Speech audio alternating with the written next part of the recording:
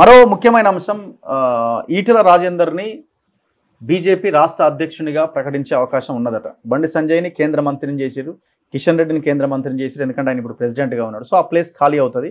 And that వాళ్ళ period కూడా అయిపోయింది. ఇప్పుడు జేపీ నడ్డా పీరియడ్ అయిపోయింది, ఆయన్ని మినిస్టర్ని చేసిరు. అక్కడ అన్ని రాష్ట్రాల అధ్యక్షులు మారడంలో భాగంగా ఇక్కడ కిషన్ రెడ్డి కూడా మారుతాడు. సో ఆ ప్లేస్లో ఈటెలను పెట్టబోతున్నారట. ఆల్మోస్ట్ 99.99% ఆయనే అంటున్నారు, ఇంకా ఆప్షన్ ఏమి అక్కడ కనబడట్లేదు. సో ఈ ఈక్వేషన్ రేపు పొద్దున ఎట్లా పనిచేస్తుందని మీరు అనుకుంటున్నారు? రాష్ట్రం ఈ మధ్య కాలంలో నేను ఒక అనలిస్ట్ లా చెప్తున్నా, ఈ మధ్య కాలంలో బీసీ అన్నది చాలా ప్రముఖంగా తెర మీదకి చర్చకు వస్తుంది. అవును, చాలా రాష్ట్రంలో చాలా తీవ్రమైన చర్చ వస్తుంది. నిజానికి బండి సంజయ్ని మార్చకుండా ఉండుంటే అసలు ఈ మాకు 65 కూడా వచ్చేవి, హంగు వాతావరణం వచ్చి ఉండేది. అది ఎవరు మాకు అధికారం వస్తా వాడికి వస్తే ఎవరికి వస్తే పక్క పెట్టి ఆ వాతావరణం నుంచి బండి సంజయ్ని సడన్ గా మార్చడం వల్ల దెబ్బ కొట్టింది, పడిపోయింది, అసలు కొలాప్స్ అయింది. వాళ్ళకి 80 వచ్చేది చూసాం మనం, 30 సీట్లు రావాల్సిన బీజేపీ 8 తెచ్చుకుంది. ఇప్పుడు అది రియలైజ్ అయ్యారు, అట్లా కనపడుతుంది. సో ఈయన ప్రముఖ బీసీ నేత, ప్రముఖ ఉద్యమకారుడు కూడా. సో సరే ఓడిపోయినా మొన్న ఎమ్మెల్యేకి ఇక్కడ అఖండమైన మేరతో గెలిచాం, 2 lakhs above ఆల్మోస్ట్. మన ఇంటర్వ్యూలో కూడా అది ఫోర్గాన్ కంక్లూజన్ అన్నారు. అంతే అంతే, అవును. మల్కాగిరి అంటే అవసరం లేదు, అంతే ఈటెల అనుకున్నాం పార్టీలు ఉండన్న మాట. సో అతనికి ఒక ఇమేజ్ ఉంది. రేపొద్దున బీసీ ఆయన కనుక ఒక బాధ్యతలు కనుక భుజస్కంధాల మీద ఎత్తుకుంటే డెఫినెట్గా ఒక వేవ్ క్రియేట్ అవుతుందని నేనైతే అనుకుంటున్నాను. పార్టీలో ఉండి ఆ మాట అనకూడదు, కానీ దాన్ని కౌంటర్ చేయడానికి మళ్ళీ మేము స్ట్రాటజీస్ ఎత్తుకోవాల్సి వస్తుంది. మా స్ట్రాటజీస్ మేము ఎత్తుకోవాల్సి వస్తుంది, మళ్ళీ మేము కూడా ఎత్తుకోవాలి. బీసీనో ఎస్సీనో ఎస్టీనో కౌంటర్ చేయాలి కదా. ఈయన సీఎం అయిపోయాడు, మా స్థానం కూడా ఖాళీ. సో రేపు ఆయన చూసుకుంటూ మళ్ళీ ఇటు పక్క మనం పెట్టుకోవాల్సిన పరిస్థితి వస్తుంది. పొద్దున పీసీసీ కూడా వీళ్ళు వేరే కమ్యూనిటీకి ఇద్దామన్నా బీసీకి ఇవ్వక తప్పని సిచ్యువేషన్ వస్తుంది. ఆయన రేపు పొద్దున చేయాలంటే ఇంకా అతను అయితే ఖచ్చితంగా ఇక్కడ బీసీకి ఇవ్వాల్సిన పరిస్థితి వస్తుంది. చూడండి, ఎస్సీకో ఎస్టీకో బీసీకో తప్పనిసరి పరిస్థితి కాంగ్రెస్ క్రియేట్ అవుతుంది. అది చేయక తప్పదు కూడా అంటున్నాను. ఎందుకంటే మరి సెక్టోరల్ డివిజన్ అట్లా సొసైటీలో అవుతుంది కదా. సో ఏం రెడ్డి రాజ్యం కాదు కదా, అంతే కదా. సో ఎంతవరకు ఫైట్ ఇవ్వగలుగుతాడని మీరు అనుకుంటున్నారు? పార్టీని ముందుకు తీసుకెళ్ళగలుగుతాడు? కొంత శక్తి ఉంది. నేను కూడా కలిసి పనిచేసా కదా, ఉద్యమకాలంలో నాతో పాటు సహచరుడు, డెఫినెట్లీ పోరాట పట్టి ఉన్నటువంటి వ్యక్తే. సో పార్టీకి ఖచ్చితంగా బీజేపీ రావాలి జరుగుతుంది అతని వల్ల. అది ఎంత జరుగుతుంది, మేము మళ్ళీ ఇంతమంది మా స్ట్రాటజీలో మేము ఎవరిని పెడతాం, ఇటుపక్క నుంచి మళ్ళీ చెప్పలేం కదా. మా పవర్ఫుల్ మ్యాన్ ఇక్కడ కూడా పెడితే అది న్యూట్రలైజ్. సో 3 అయితే ఇక్కడ ఈటెల, రేవంత్ రెడ్డి అండ్ కేసీఆర్. ఇప్పుడు కేసీఆర్కి ఏమో రేపు ఒక సంవత్సరం తర్వాతనో సంవత్సరంన్నర తర్వాతనో అక్కడ ఎన్డీఏలో ఉన్న ఆంధ్రప్రదేశ్లో గెలిచిన చంద్రబాబు నాయుడు, రేవంత్ ఇద్దరు ఒకటే అని కేసీఆర్ 100% రేపు పొద్దున చేసే అవకాశాలు ఎక్కువగా ఉంటాయి. ఎందుకంటే కేసీఆర్ ఎంచుకునేది ఆ సెంటిమెంట్ వాతావరణం కదా. సో అట్లేమైనా మళ్ళీ ఎమర్జ్ అవ్వడానికి అవకాశం ఉంటుందా? కేసీఆర్ అనేవాడు సెంటిమెంట్ పాలిటిక్స్ ప్లే చేయడంలో దిట్ట, అనుమానమే లేదు మీకు.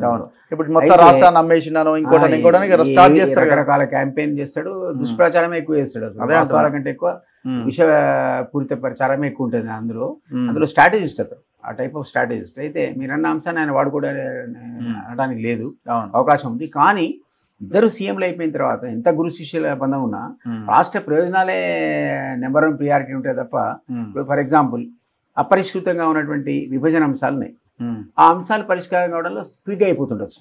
ఓకే, ఈ 2 రాష్ట్రాల జాయింట్ క్యాపిటల్ కూడా అయిపోయింది, మీలో షెడ్యూల్ 9 అండ్ షెడ్యూల్ 10 ప్రాపర్టీస్ ఉన్నాయి. ఇవి మీరు వాళ్ళు కూర్చుంటే అక్రాస్ ద టేబుల్ ఒక 2-3 డేస్లో పరిష్కారం మీకు ఖచ్చితంగా కనపడుతుంది. వాటర్ వచ్చింది అనుకుందాం, వాటర్లో మీరు ఆ సఖ్యత డిస్ప్యూట్స్ ఉంటాయి 100% ఇంపాసిబుల్. ఎందుకంటే మనకు కూడా మనదే, వాళ్ళ కూడా వాళ్ళది. కాబట్టి అట్లాంటి కంటెన్షియస్ ఇష్యూస్ వచ్చినప్పుడు ఈ గురు శిష్య సంబంధం పనిచేస్తాను అనుకోను. బట్ డెఫినెట్లీ ఆయనకు హై రెస్పెక్ట్ ఉంది చంద్రబాబు అంటే. ఆయనే చెప్పుకున్నాడు, ఆయన రాజీనామా లేఖ, ఇఫ్ యూ రిమెంబర్, పార్టీ వీడినప్పుడు రాసిన లేఖ నాకు ఇప్పటికీ జ్ఞాపకం ఉంది. ఆయన కళ్ళలో నీళ్లు పెట్టుకొని పోతున్నందుకు బాధపడి తర్వాత ఎన్నో ఇంటర్వ్యూస్ లో కూడా ఆయన చెప్పారు కదా, గురుభావం ఉంది. అది ఒక రకంగా రాష్ట్ర ప్రయోజనాలకు మంచిదే. కానీ కేసీఆర్ దాన్ని అడ్వాంటేజ్ తీసుకోగలుగుతాడా, అది ఏ ఎక్స్టెంట్ ఎప్పుడు అది డౌట్ఫుల్.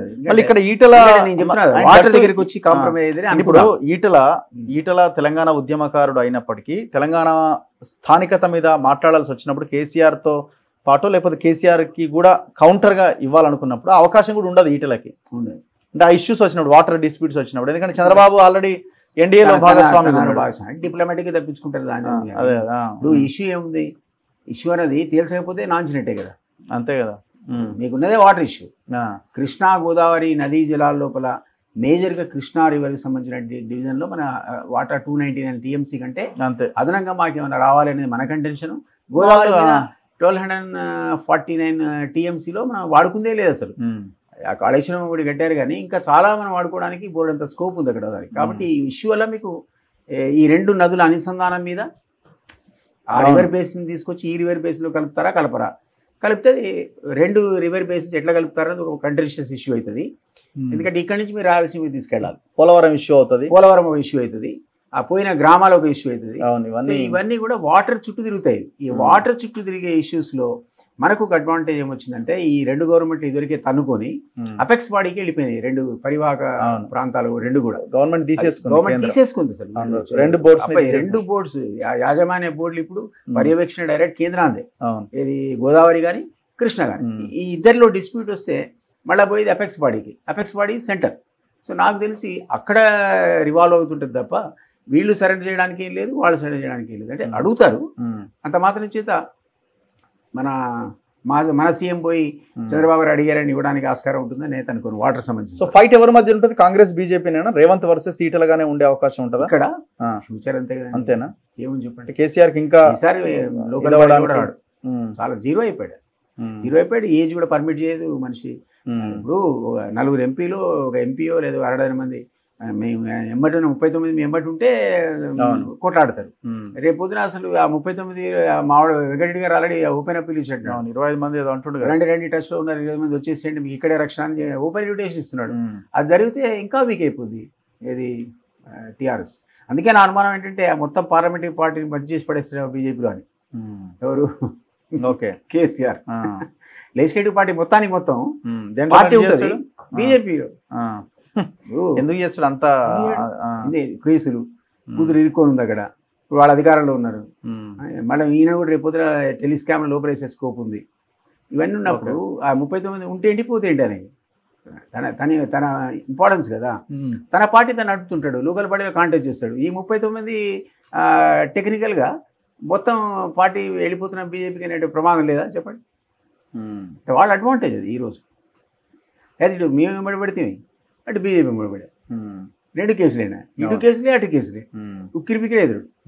మీరు చూడండి 15 రోజుల్లో ఉక్కిరిబిక్కిరి ఎదురు కేసీఆర్. సో చూద్దాం ఏం జరుగుతుందో. Anyway thank you sir, thank you very much. ఇది కపిలవాయి దిలీప్ కుమార్ గారితో ఇంటర్వ్యూ. చూస్తూనే ఉండండి మన తొలి వెలుగు.